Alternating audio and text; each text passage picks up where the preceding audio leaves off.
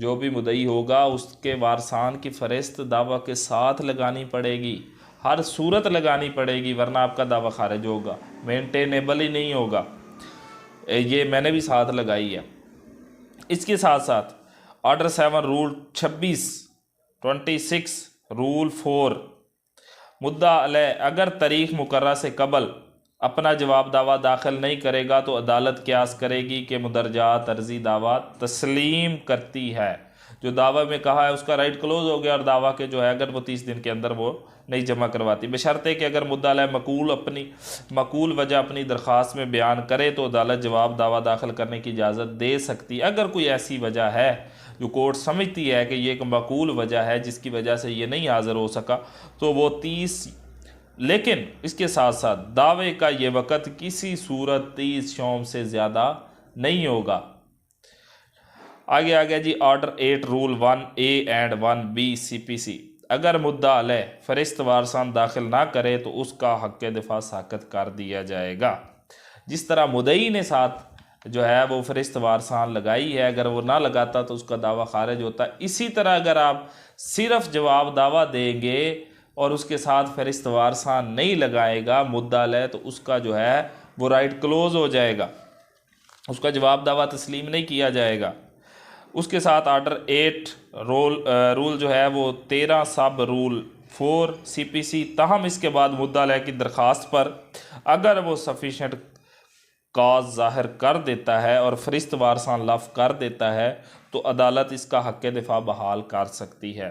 Application देगा, sufficient काज ज़ाहिर करेगा, फ़हरिस्त वारसान लफ़ कर देता है तो फिर उसका जो है वो हक़ दिफ़ा बहाल कर सकती है, लेकिन सफिशेंट काज ये आपने मद्देनज़र रखना है। ऑर्डर 8 रूल 13 सब रूल 5 CPC, प्लीडिंग्स की तकमील के बाद यानी दावा और जवाब दावा आने के बाद एक दिन मुकर्रर करेगी court, a day for examination of parties under order 10B CPC। Number 2, a day of discovery and inspection under order 11 CPC। Number 3, a day for its proceedings under order 12 CPC। मुदरजात बाला मकासद के लिए अदालत 3 दिन का अल्तवा भी दे सकती है और जुमला कार्रवाई का रिकॉर्ड महफूज रखेगी। फार्म और तमाम कार्रवाई को फार्म 13 अपेंडिक्स C में दर्ज करेगी। फार्म जो 14 है वो मुद्दई ने साथ लगाना है दावे के साथ, फार्म जो 13 है वो मुद्दा अलैह ने साथ लगाना है। ये आप समझ लें, जब दावा दायर करेंगे फ़हरिस्त वारसान उसके साथ फार्म 14 लगाना है और इसके साथ एक चेक लिस्ट लगानी है जिसमें ये तमाम जो उन्होंने अपनी कॉपीज़ वगैरह का इसको टिक करना है, मैंने लगाई है नहीं लगाई, फ़हरिस्त वारसान लगाई है नहीं लगाई, अगर कोई फातरुल अक़ल था उसका लगाया है, साथ गार्डियन है या नहीं है, अगर कोई नाबालिग है उसका गार्डियन है या नहीं है, ये तमाम चीज़ें अब आपको लगानी पड़ेंगी।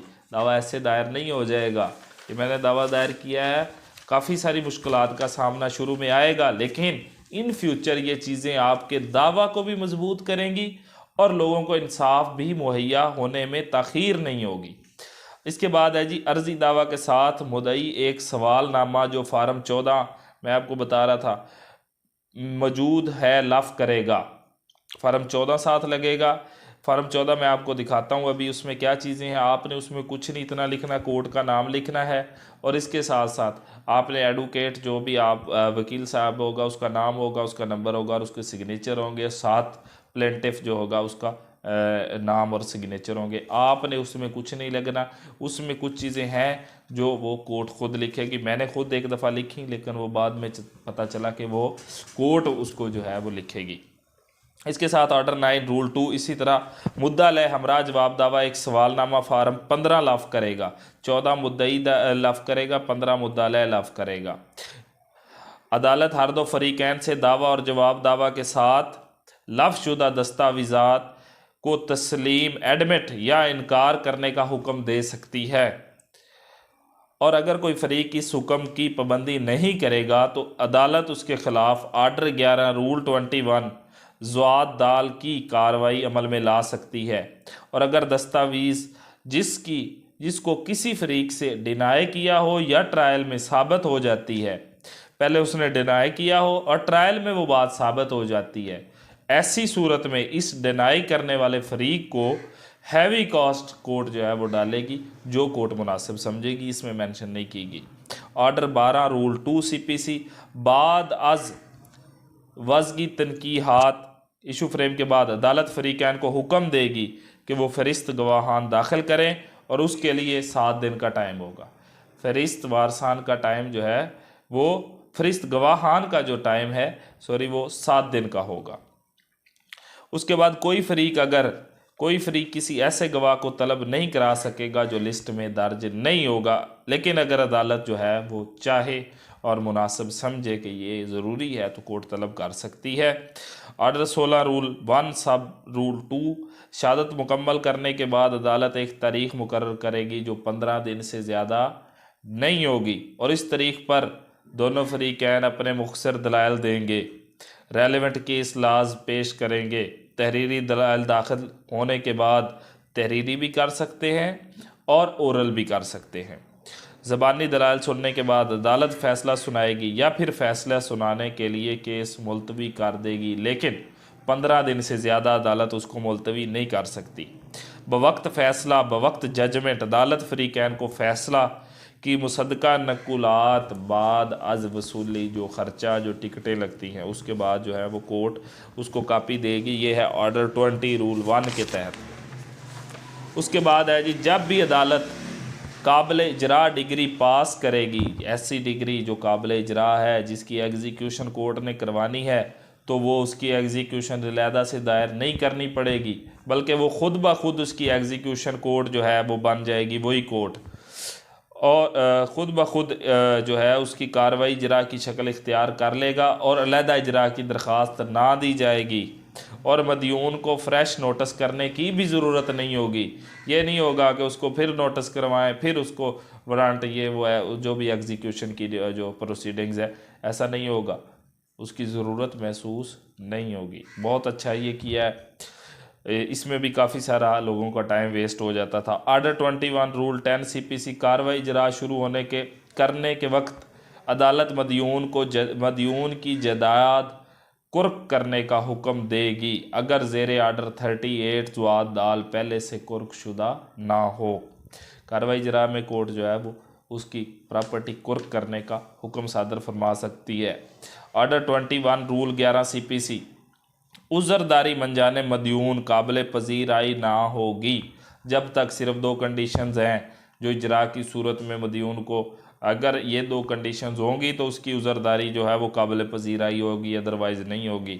अगर डिग्री बराए अदायगी रकम है, मदयून रकम जमा नहीं करा देता या अदालत की तसल्ली के मुताबिक सिक्योरिटी दाखिल नहीं करता, पहली शर्त ये होगी। दूसरी, डिग्री की सूरत में अदालत की तसल्ली के मुताबिक सिक्योरिटी दाखिल नहीं करता।